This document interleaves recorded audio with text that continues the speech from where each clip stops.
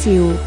每年嘅農曆4月初8，長洲呢座風光明媚嘅小島會迎來呢一個已被列為國家級非物質文化遺產嘅傳統節慶。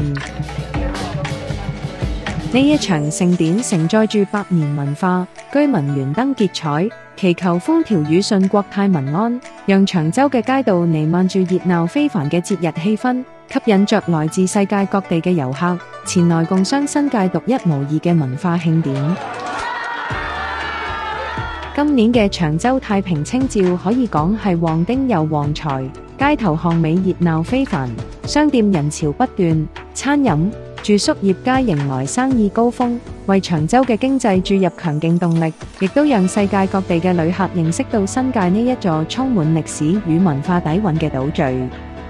隨着內地5一黃金週假期嘅連接，來自內地與世界各地嘅遊客紛紛駐足欣賞五彩繽紛嘅飄色巡遊，小朋友們化身古今人物，凌空飄起，穿梭於長洲嘅大街小巷，展現出獨特嘅民間藝術魅力。而最令人熱血沸騰嘅，莫過於搶包山比賽，現場人聲鼎沸，旅客與居民不同語言喺海濱交融，為選手歡呼喝彩，共融感受競賽嘅刺激同埋熱血。長洲今年亦舉辦攀爬與搶包山嘉年華，讓小朋友都可以親身體驗攀爬嘅樂趣，感受節慶嘅熱鬧氛圍。今屆攀爬嘉年華會眾多項精彩嘅活動，包括攀爬示範同埋攀爬同樂環節、特色攤位嘅遊戲、傳統手工製作、綜合表演等，令不同年齡層嘅市民都能夠親自體驗攀包山文化嘅獨特魅力。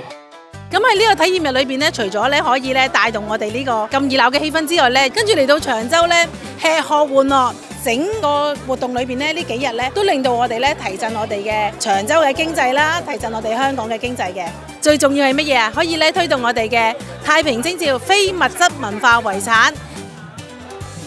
深圳咧同埋香港啦，其實兩地咧都係有漁民嘅，有疍家嘅，同埋兩邊咧其實都有呢個太平清醮嘅。但係咧，我哋又覺得喎，長洲呢邊嘅搶包山咧，尤其係特別嘅，所以我哋就特登揀咗今日咧嚟去感受呢個搶包山嘅呢個歷史啦，同埋佢呢個緊張刺激嘅呢個氛圍啦。